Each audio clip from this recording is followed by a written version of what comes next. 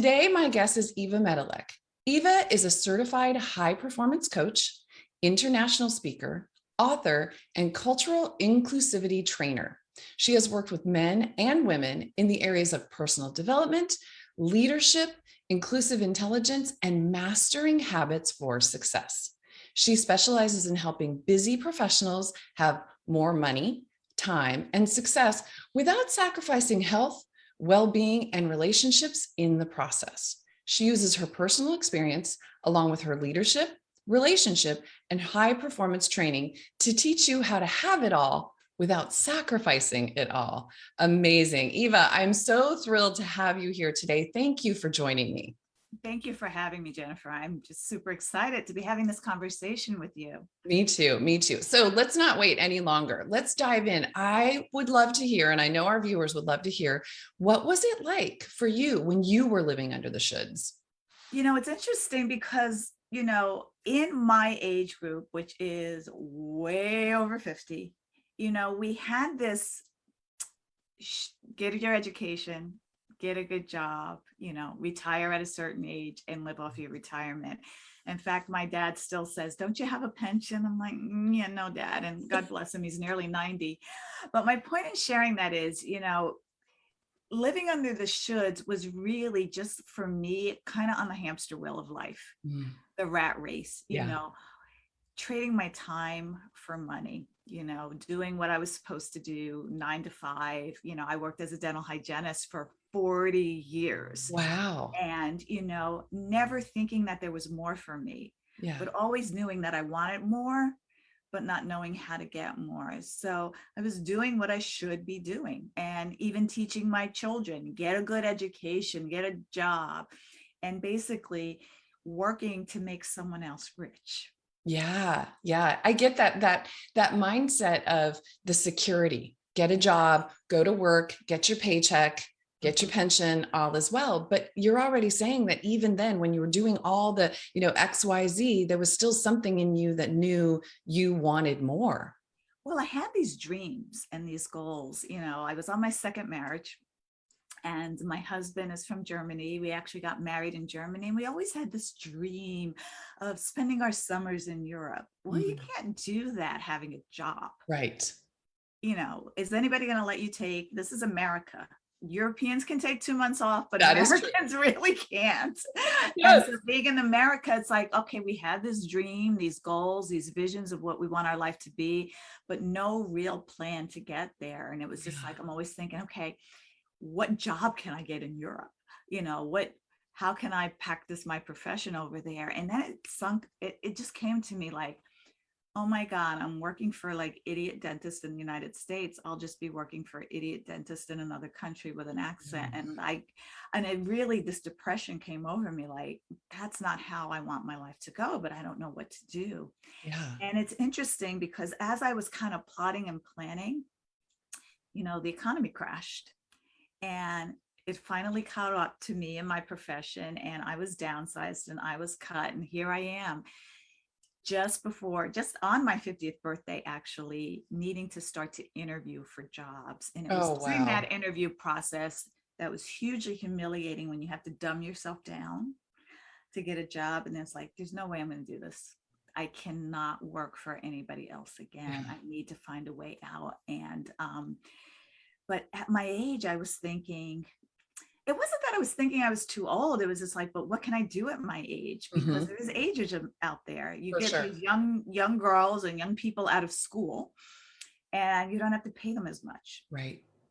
And the competition is harder. And that's when I discovered real estate investing. And I know you and I talked a little bit offline about that, but I thought that's something I could do and learn how to do, and get trained to do without, quote unquote, going back to school and enrolling in a university for a degree. Yes. Really go to targeted training on my financial education, and have coaches and mentors along with the training to accelerate, my success in real estate investing. And that was what I ended up doing, at a high financial investment in myself. And I emphasize that because that high financial investment and that choice that I made to invest in myself in that way put my marriage in jeopardy. Okay. Let's hear about this. Oh, you know, my husband has his traditions too. You know, Yes. he was born and raised in another country, so we have some cultural differences. And you know, investing in yourself is not it. You don't invest in coaches. You don't pay coaches thousands of dollars. And Yes. this particular training, it's funny how we don't think twice about going to hundreds of thousands of dollars in debt for college or university. Right. But when you get targeted training, it's like, oh, I can't afford that. I Yes. can't spend money on that. And this really was the beginning of the shift in my mindset to go against, you know, my husband and take a chance on myself Yeah. and risk losing my marriage so that I could have the tools and the support to have my dreams come true. And so I really dug in and said, look, I'm doing this with or without you. Wow. Wow. This is what passion looks like. This is what a desire for a bigger, better life for yourself looks like. As I'm watching and listening to you, that's what I'm seeing, is that this voice inside of you that said you wanted more was strong enough to push you past the fears that stop most people Oh and yeah. go after this. And as I was It was listening, scary as heck, but oh, you I know can't what? even You run honestly. faster scared than you do comfortable, don't you? Yes, yes, it's true. It's true. But I was listening to you and I was thinking this idea of investing in yourself and versus university is, I mean, investing in university is investing in yourself, but that's a much more traditional road. So again, security, but investing in coaches where you're actually getting into that mindset is so transformative. And I am in awe and in love with the fact that you were willing to risk your marriage to go do what you needed to do. Mhm. And I was only married 1 year. Oh, wow. We were Wow. together for 7, so it felt like a lot longer. Yeah. Yeah. But the point is, my husband has always been an entrepreneur, and I've always been an employee. Hmm. And this was my chance. Yeah. If I didn't take this chance now, if I waited until I had the money, because I didn't have the money to invest, I was just downsized. Yeah. I maxed out every single credit card that I had to pay for this education to the tune, and I'll share it with you because I'm all about transparency. Yeah. $35,000 Yeah. that needed to be paid in full without a student loan, without anything. And so not realizing that credit cards were other people's money, it's a way of loaning yourself the money for the Right. investment, but being confident that if I invested all of this, if I risked it all, if I burned the boats, I would have to be successful at real estate investing to get out of this deep Yes. debt. You know, it Yes. was good debt. There's good debt and bad Right. debt. I wasn't Right. buying the car and the Louis Vuitton Yes. purses and the vacations. This was something that would serve me for the rest of my life. And I thought, you know what? It's now or never. And my daughter at the time, I believe she was probably in her early 20s. She said, Mom, go big or go home. Do the big package. Go for it. And I'm like, yeah, I didn't. And my husband needed to breathe into a paper bag at this point because he literally had a panic attack because he knew I was going to do it. He saw the passion in my eyes Yeah. to do this. I'm like, I don't need to be smart. I don't need to be a certain age. I don't need to be a certain gender. I don't need to be a certain color. This is something that anybody can do, is get a financial education and learn how to create passive streams of income with the knowledge and how to use other people's money to do it. Yeah. Like, this is golden. And so, you know, that was my my first 2x4 to the head. Like, something's got to change if I was going to live my dreams. Yeah. It wasn't going to happen doing the same thing over and over again and expecting to get different results, right? Yeah.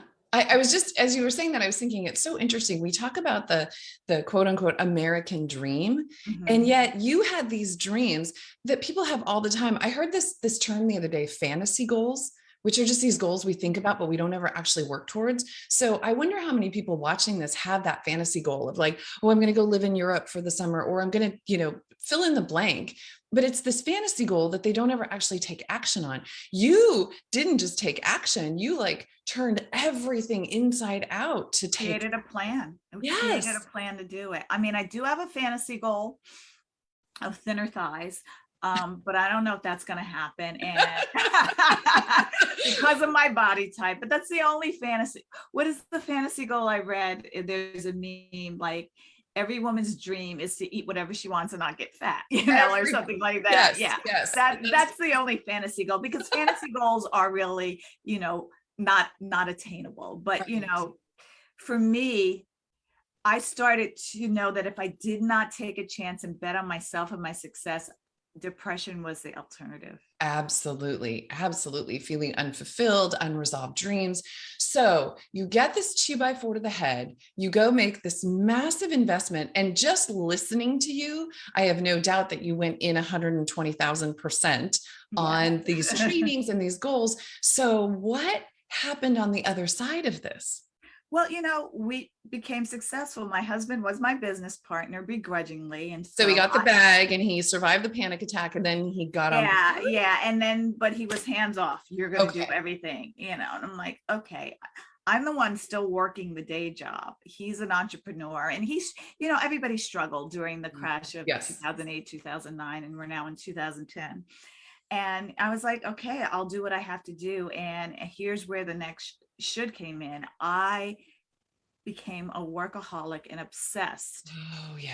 So I would work on my entrepreneurial business in the morning, go to work on it at lunch, not socialize with the girls or go out to lunch with everybody. No, I've got to do this. Then come home. Do you remember, you probably remember this, in the late 1970s, there was a commercial for a perfume called Anjali. Oh my gosh, that still sticks in my head. I know, it's such a catch. I can bring home the bacon, fry it up in a pan. Yes. That was me. Yeah. That was me. I was cooking, I was doing the laundry, I was doing all the shopping, I was working, I was building the business, and I was burning myself out. How could you not be burning out with all of that? I thought this is what I should be doing. Yes. Next lesson. Shoulds will creep up everywhere. If I want it done right, I got to do it myself. Yes. I don't need to ask for help. I've got to prove that I got to do.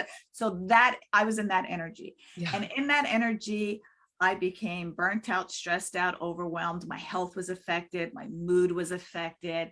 And as we were achieving success was coming, but it was costing. Mm-hmm. It was costing my health, my well-being. And, I remember my husband and I were starting to have real troubles communicating because I was always frustrated. I was disappointed. I felt he should be doing more to help me.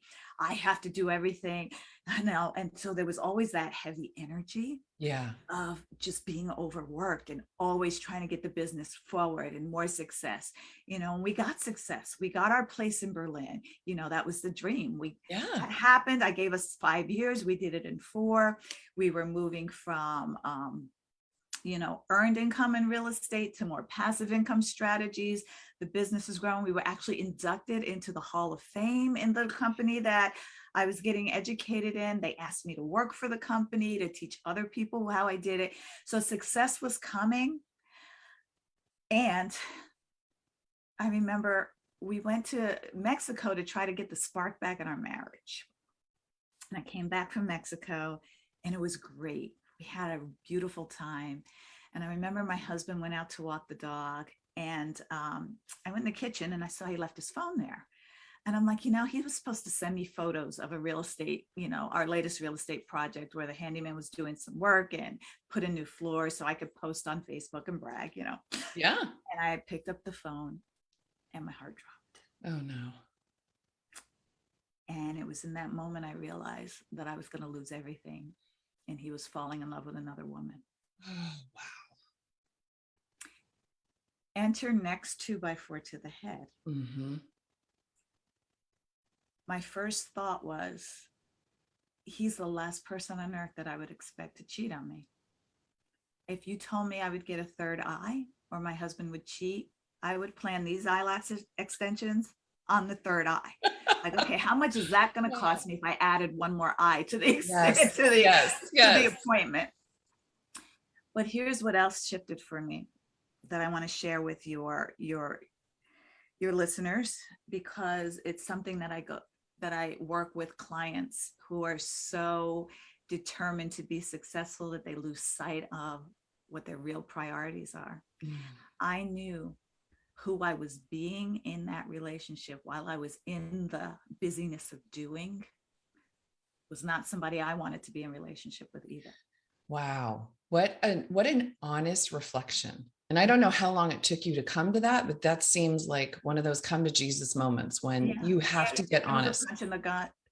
And as I was looking at the phone and realizing what was happening, as my heart was shaking and my body was shaking, my heart was palpitating, I knew in that moment that I had to take 100% responsibility for my 50% of that relationship.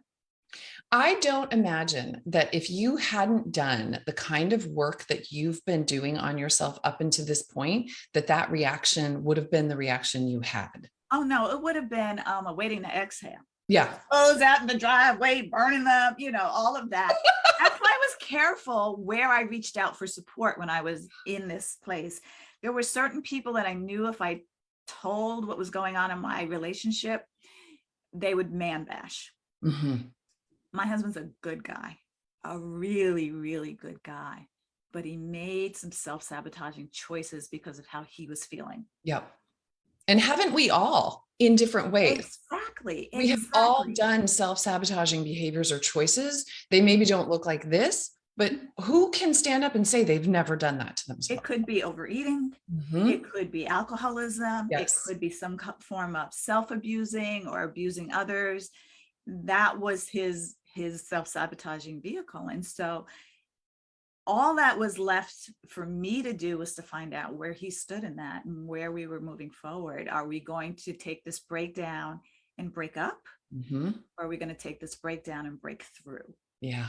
And we chose to do the work to break through. Oh, that is the key right there in all of this, is to do the work. And what a testament to the two of you, your relationships and your commitment to yourself growth and to each other. Really. I mean, this is just a heartbreaking yet inspiring story at the same time. Oh my God, that was my next thought, Jennifer. I was like, if we break through this is going to be a great story to share. You're already forward thinking. I'm already, you know what? I manifest. I visualize what I want in my life. But the scary part for me, and it wasn't all, roses and of course, was, what? The commitment we made was to the relationship we wanted and deserved. And that was the factor. We didn't really make a commitment to each other. Until we knew we could have the relationship we wanted with each other. Yeah. It was a very real possibility that I couldn't get what I wanted and needed from this person, and he couldn't get what he wanted and needed from me. And the right action of integrity for both of us would have been to move on. And because you both took responsibility for your parts in this, is why I imagine, I'm just making an assumption listening, is why you are where you are today and why you are on the other side of a breakthrough. Yeah. Yeah. And I say to him all the time, I'm so proud of us, because part of me is, looking at what from our early life experiences contributed to who we were being in our relationships. And, I have this relationship style assessment that I start all my high performance clients off with, to know how their past is showing up sneakily to sabotage and damage their success, their relationships, their health, all of it. Yeah. And it's a really cool quiz that I put together. I'm really proud of that too. But when I realized it about myself, and my husband realized it about himself, when we did the work and realized, like, what about our past caused us to sabotage our relationship that would affect our success or whatever we had. And part of my relationship style, and there's 5 that I identify. I am the yo-yo. I use an acronym for the word style. So the Y in style is a yo-yo. It's that push, pull, and that back and forth. And part of our MO is we always remember past mistakes and transgressions. And we're so hard on ourselves, which makes us hard on other people. Yeah. And so part of my growth and transformation from that experience was to leave the past in the past, because the past was based on fear, but also not to worry about the future. I realize I get that worry from my dad. Now that, my mom's gone, I see my dad more and I'm like, oh, that's why I'm like that. It's you. Yes. Yes. But really worrying about the future, which keeps me from really being present and enjoying the present. And so we made a commitment to be present in creation. The present gives you that creation energy. And so what we've been able to create as a couple, as business partners, as teams, as friends, as lovers, have been amazing, as long as we don't dwell on the past and worry about the future. And we've been able to manifest and be clear on what our goals are and our priorities are and what we need to take responsibilities for creating boundaries to protect our priorities and goals. And that's kind of my CPR formula that I work through with my clients is all of my clients is to get clear, prioritize, and take responsibility, radical responsibility. Yeah. Yeah. Oh my goodness. Beautiful. Well, I was literally going to say, so tell me how this impacts what you're doing now. And you've started that, but would you mind just sharing a little bit more about who you work with and what you do now? I work with busy, high achieving professionals, and I teach them how to advance their careers without it costing their health, their well-being, and relationships. I'm a certified high performance coach, which means that I went through the training with my coach, Brendan Burchard, who wrote the book, High Performance Habits, through his High Performance Institute. And we work on areas of clarity, energy, courage, productivity, and influence so that you can create habits for success that bring you that consistency. And it's consistency in the key. People hear high performance and they're like, that sounds like work and I have to do a lot. Like, no, you can be a high performing mom, which means that you are creating habits, practices, and principles that continue to move you forward consistently. But you're clear on what to focus on in your goals and how to set those boundaries around that. And so that's a skill building. Yeah. That skill, it doesn't come overnight. And I certainly didn't learn it from any behavior that was modeled for me in the household that I grew up with. Yeah. But it really is what consistently is going to generate the energy that I need to be on my A game and show up for my clients, my business, myself, and my family, so that my family always got what was left over of me. Oh, yes. Because I was spent. But I've now learned how to generate little energy generating habits throughout the day that give me that vitality to where they can't keep up with me. And I'm 61. My husband's younger than me. My kids are definitely younger than me. Probably my dog and I might be around the same age. We are running around like crazy, running circles around these young people. Well, your energy is infectious. So I can imagine there are women watching this or listening to this who are like, okay, I want more Eva. How do I get more? So if someone is looking to connect with you or follow you, where can they find you? Well, definitely on my website, evamedilek.com. But I have something fun I want to offer your viewers and your listeners. And it's my relationship style assessment quiz that will show you what is sabotaging and keeping you stuck from moving forward, that you cultivated in your early life experience, which means it grew some deep roots that you don't even know it's there anymore.